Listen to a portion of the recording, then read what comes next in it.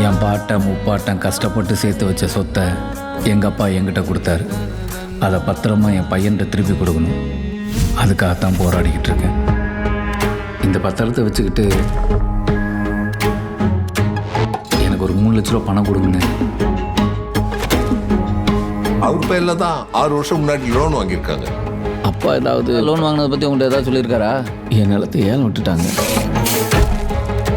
அந்த நிலத்து பத்திரத்தை வச்சு தான் உனக்கு பணம் கொடுத்தேன். கிளாஸ் ஆரம்பிச்சிச்சு, இன்னும் ஃபீஸ் கட்டாம இருக்கீங்க. நமக்கு குழந்தை இருக்கு, குடும்பம் இருக்கு, நாம தான் பார்த்துக்கணும். பத்திரத்தில் ஓம் பேரில் வேற யார் பேர் இருக்குது? நம்ம எவிடன்ஸ் ரெடி பண்ண நிறைய செலவு பண்ண வேண்டியது இருக்கும். இந்த மாதிரி பெரிய ஆளுங்களை எடுத்து என்னங்க பண்ண முடியும்? கன்னியப்பன் கன்னியப்பன் இருப்பா. கன்னியப்பன்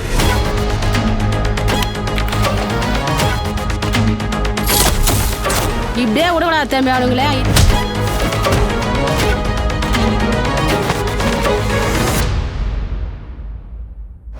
இந்த உலகத்தில் என்னை சுற்றி இருக்கிறவங்கள யார் நல்லவங்க யார் கெட்டவங்கன்னு என்னால் புரிஞ்சிக்கவே முடியலையே.